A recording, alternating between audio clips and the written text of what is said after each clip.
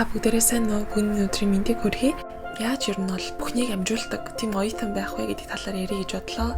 За тэгээ бүгдээрээ шууд эхлэе. Би тэгээд бичлэгэндээ зориулаад жоох юм чагсаага бичсэн байгаа. Тэгээ бүгдээрээ ээлж дараалаад яриад явъя гэж бодож байна.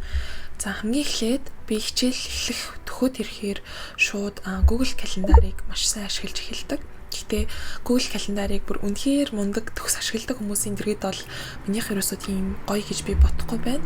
Ямар ч тач зүгээр хичээлийн хуваараа тэгээд өөрийнхөө ажлын хуваараа тэгээд би бас нөгөө англи хэлний багш хийдэг болохоор энэ гураа ерөнхийдөө тэгцтэйгээр оруулаад өгчдөг. Өнөөдөр би ийм цагийн ажилтай эндээс энтний хооронд ийм англи хэлний хичээлээ заана гэд энэ гураа ингээд айгүй тийм холихгүйгээр тэгцтэй байлгаж чаддаг байхгүй юу? Тэгэхээр та нарын маань хувьд те юу илүү гоё амьдралаа төлөвлөхөд хэрэгтэй гэж болох вэ? Тэр нэг өөртөө тохирох тийм аппликейшнийг сонгоод аваарай. Миний хувьд болохоор миний санал болгох нь болохоор Google календар болон Notion байгаа. За тэгээд ерөнхийдөө чи үндсэн яг нэг юм том зургаар нь аппликейшн дээр оруулсан бол өөр жижигхан одоо хүнсээ цуглуулах ч юм уу те эсвэл хувцас угаах ч гэсэн тиймэрхүү юмнуудаа бол эндээ ингээд оруулаад явцдаг байгаа. За одоо жишээлбэл энэ дэвтрээ би ингээд 4 хэсэгт хуваачдаг байхгүй юу? Сайн харагдаж байна уу яаж вэ? Дараад явчихдаа маш их туртай байдаг. Яагаад ингэж дарах туртай байдаг вэ гэхээр надаа яг нэг юм би ингээд ажлыг амжуулсан байж та гэдэг тийм мэдрэмжийг өөртөө өгөх нэлээд туртай байхгүй юу? Тэгэхээр хүн болгоно нэг тийм амар төгс юм календартай байгаас илүү ер нь хамгийн сайн ажлыг амжуулахад надад тусалдаг юм маань зүгээр бичээл тэрийгэ дарах юм болов уу гэж бодож байна. Би бол одоо энэ дэвтэр дээр бол өстой юуг бичээл дарчдаг. Жишээлбэл хувцас гаргах гэж бичсэн байгаа байхгүй. Тэнгүүд доор нь болохоор англи хэлний хичээлээ бэлтгэх гэсэн байгаа байхгүй. Ингээл нэг иймэрхүү өдрийн юм жижигхэн таскуудаа бол дэвтэр дээр бичээд том зургаар нь бол чи Google календар дээр оруулаад явхад бол амьдралаа угаасаа нэлээд гоё зэгцтэй байлгаж чаднаа гэж би бодож байна. За хоёрт нь болохоор өөрийнхөө энергийг аягүй сайн бод гэж байгаа байхгүй. За энэ нь яг юу гэсэн үг вэ гэхээр би болохоор 6 дугаар ангиасаа ер нь гэхдээ нэлээд он сурдаг охин байсан л та. Гэтэ би орой маш одоо сууж хичээлээ хийдэг тий. Тэгээ би ер нь бол төгсөх ангитаа бол бүр ядаргаанд орцсон хичээлдээ ингээд амар их унтдаг тийм хүүхэд болсон байсан. Тэгээд одоо бол ерөнхийдөө тэрийг нэлээд болсон л доо. Яагаад гэвэл зүгээр амар юм гоё их хүчтэй байгаа дээрээ 10 минутанд хийх ажлыг чи энергигүйгээсээ болоод бүтэн цаг сунгах тийм үе байдаг байхгүй амар юм ядарсан ч юм уу тий ажилласаа орж ирээд ядарсан үедээ бол шууд л унтчихдаг. Тэгээд өглөө босоод хичээлээ хийхээ илүүд үздэг байхгүй хаяа бүр ингээд толгой амар нэг юм дүүнгтээд үнэхээр бүр ингээд суугаад юм амжуулъя гэхээр нэг болтгүй байдаг штэ. Тэр үедээ бол би шууд гараад алхахыг ч юм уу тий шууд нэг юм хэдхэн минут биеийг хөдлөх ч юм уу тийм аргуудыг ашигладаг. Тэгэхээр чи энергитэйгээ гоё юм амьдралын таскуудаа холбож яваарай. Энэ бол бүр хамгийн гоё зүйл шүү за. За тэгээ бүгдээрээ одоо гуравт нь болохоор энд ихтэй тохирох ч хүн байдаг, тохирохгүй ч хүн байдаг. Олон таскыг хамттан зэрэг хийн гэж суудахтай байхгүй юу? Би нөгөө график дизайнер сурдаг болохоор надаа юм зураг даалгавар ч юм уу нэлээх их байдаг. Би тэр үедээ болохоор дандаа юм сонсдог ч юм уу тий подкаст сонсонгоо зурдаг ч юм уу иймэрхүү хоёр одоо нэг чиний тархийг ажилуулахгүй тийм таскыг ингэж холбож хийх нь бол надаа их зүгээр санагдсан. Би нэг болохоор бас нэг туртаа ютуберээсээ сурч ирсэн байхгүй. Тэгэхээр ингээд чиний тархийг нэг юм шаардахгүй тийм таскуудыг аль болох хамтдан хийхийг хичээгээд үзээрэй. За дараагийнх нь болохоор дөрөвт гэж байгаа. Энэ нь болохоор бүх зүйлийг нэг томдонд багтаа гэдэг гэж байгаа байхгүй юу. Би одоо болохоор хүнсээ авах болно шүү дээ. Тэнгүүт аль болох ингээд олноор нь ахыг хичээд би дахин аваад явах шаардлагагүй ч юм уу те. Эсвэл англи хэлний хичээлээ бэлтгэхэд ингээд байн одоо бэлтгэх юусоо цаг байдгүй байхгүй юу. Тийм болохоор би тэрийг сууж агаад сарын хичээлээ 2 цагийн дотор бэлдээд ингээд оруулцдаг гэсэн үг. Ганцаараа амьдрахаар өөртөө яг хоол хийх болдог штэ тий. Тэнгүүд удаага хөрчөндөө хөлдөөгөөд ингээд орхичдог. За тэгээд нэг ногоо хэрчэхдээ бүр маш их хэрчээд тэгээ ингээд бэлдээд хөрчөндөө орхичдог. Тэгээд ингээд газ утгаад салаад хийгээд идэхэд бэлэн ч юм уу. Тийм одоо аргыг ашиглаад нэг зүйлийг нэг томбохтаад үзэрээ та нар маань.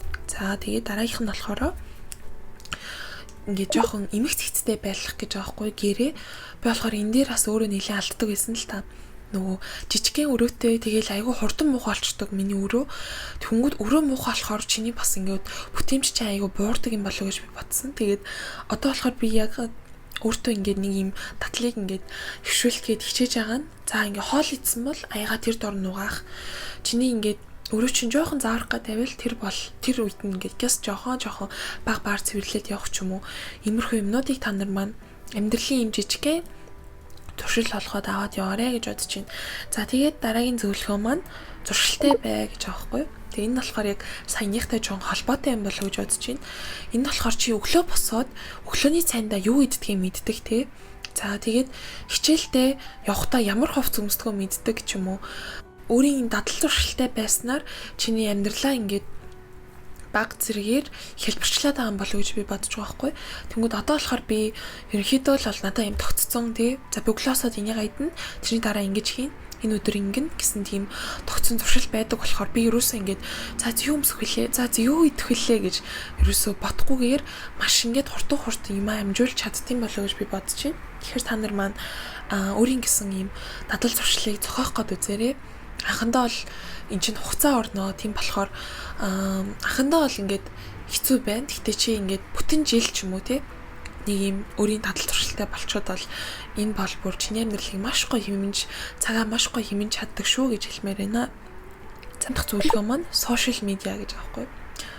Өдөрт ингээд надад үнэхээр бас юм амжуулж чадаагүй үед байдаг байхгүй юу? Ингээд шал худлаа reel үзээл те нэг тиймэрхүү уууд өдрүүд надад байдаг. Тэр үедээ яадаг вэ гэхээр за одоо ингээд нэг өдөр нэг юм жоохон сонин өнгөрчлөө ядчил нэг юм хийчигээд нэг юм хийгээд дуусгадаг ч юм уу те утаснаас л угаасаа яг хол ингээд бүр байхгүй болгож чадахгүй утастайгаа угаасаа энэ бидний яг амьдралын нэг хэм маяг болохоор тэрэн дээр нэг өөрийг амар хатуурхаад байх шаардлагагүй юм шиг санагдсан.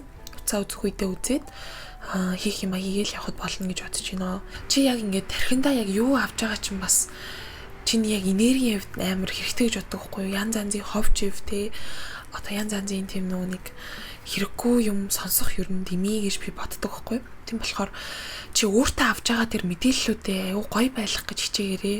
Энд чинь бас чиний энергийн хэвд чамд аюу хэрэгтэй болов гэж бодож байна. За тэгээ сошиал медиа дээр бол нэг юмэрхүү байна. Дараагийнх нь болохоор хичээл дээрээ анхаараа сурчгаа гэж. Надаа яг ингээд гэртээ ирээд багшийн хэлсэн юмыг давтах ч юм уу тийм юм надад тийм тэр баг юм боломж байдаг болохоор аль болох яг хичээл дээр байгаа тэр хугацаагаа би бүр маш сайн үр дүнтэй ашиглахыг хичээдэг. Хичээл дээрээ бүр 100% багшигаа сайн сонсоод тэр хичээлээс авах юмаа бүрэн авахыг хичээдэг байгаа. Би ч гэсэн яг шууд бол ийм болчоогүй надаа ингээд яг ийм болохын тулд бүтэн жилийн хугацаа надаа ингээд шаардлагатай байсан. Тэгээд би одоо цагийн ажилласаа болоод бүр ингээд бүрэн цагийн ажиллаа зүрх сэтгэлээ зориулаад тий тэгдэг байсан. Тэгээд цагийн ажил хийдэг бол чи тухайн байгууллагын хамгийн ингээд муу цалинг нь аваад тэгээ ер нь ажиллаж байгаа тийм хүн гэж өөрийгөө ойлгож болно. Цагийн ажил дээр чи бүрэн дүүрэн сэтгэлээ зориулах ерөөсөө шаардлагагүй. Чи тэнд ажиллаа хийгээл өөрийгөө нэг ерөөсөө ятраах шаардлагагүй. Өөртөө аягүй хөнгөнөөр тэр цагийн ажлыг хийгээд тэгээд гэртээ ирээд харин өөрийнхөө яг өөрт хэрэгтэй байгаа юмаа хийх ёстой гэж би бодож байна. Тэгээд би дараагийн бичлэг дээр яг цагийн ажлын талаар ярихыг бодсон байхгүй юу. Тэгээ та нар маань яг энэ доор нэг юм Google форм байгаа. Тэгээ бөөнөрөө би ингээд хоорондоогоо ярилцаад явах тийм зүйлийг амар хүсэж байгаа болохоор та нар маань анхны цагийн ажил чи ямар байсан бэ? Ингээд амар юм бүрэн энерги зарцуулаад ядарсан үе байсан уу? Эсвэл цагийн ажлаас болоод аюу тийм хэцүү үе байсан уу ч гэдэг юм уу? Тийм үеэ бичээрэй. Тэгээ бүгдээр хамтдаа дараагийн бичлэг дээрээ гоё горондоо гоё яриад нэг тийм гоё ярьсан бичлэг хий гэж би бодож байна. За тэгээд бичлэг маань таалагдсан бол миний YouTube хаягийг маань subscribe хийгээрэй. Тэгээд ерөнхийдөө бол цаашдаа бүгдээ илүү гоё сэдвээр ярих байхаа. За тэгээд бүгдэндээ намжилт хүсье. Баяртай.